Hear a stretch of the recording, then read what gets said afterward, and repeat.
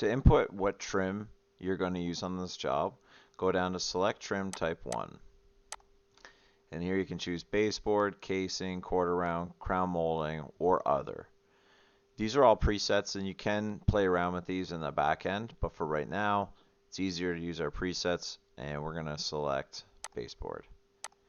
Down here under select trim is where you're going to select any of the items that you've had preset in the back.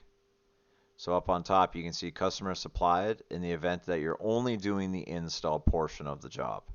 So if you're trying to recognize that you're doing a baseboard job and you're only doing the install, click this item right here and then it will not account for any material pricing, only your time. Down below is where you can put other and supply plus install. Okay, so other specifying that it's not an item that's found in here on your list. You're supplying it though, and you're going to install it.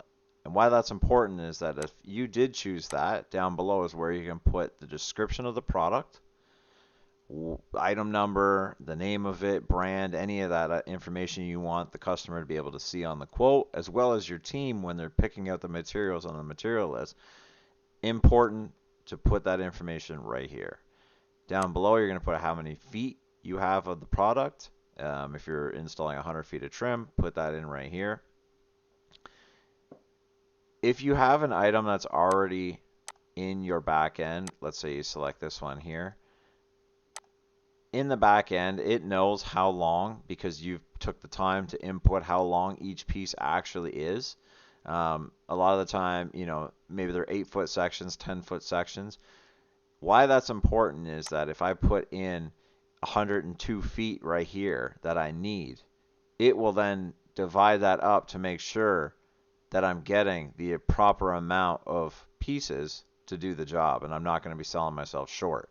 There is also the option of setting your waste factor slightly higher, and then that way you always have a piece or two extra depending on what you choose for your markup, or waste factor, sorry. Right here is where you're going to put the custom price per piece in the event that you don't have the item within your back end already. So in this case, this one right here is already adding up the price for the material as well as the price per foot for install.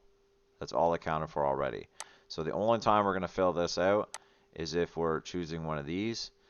In this case, we'll choose the item right here. We can put how much it is per piece for the product. So if it's an 8-foot piece, maybe it's selling for $10. You know, you're going to type in $10 there. This is not the price that the customer is going to see on the detailed quote page. This price is what's going to be then multiplied by whatever your product markup cost will be. So you're always going to want to make some money on your product.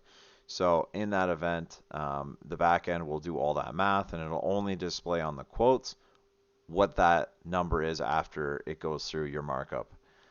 Right here is your custom price per foot on the install. This is where you're going to input if you want to make your install to be $5 per foot.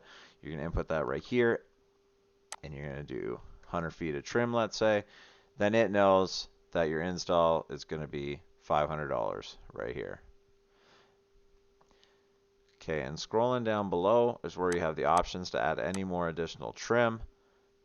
In the event you want to add your crown molding or your door casings, you can input that information right here. Typically speaking, you're using the same casing throughout the house, or you're using the same baseboard throughout the house. So the 3 sections is typically more than plenty to account for any trim used on the job.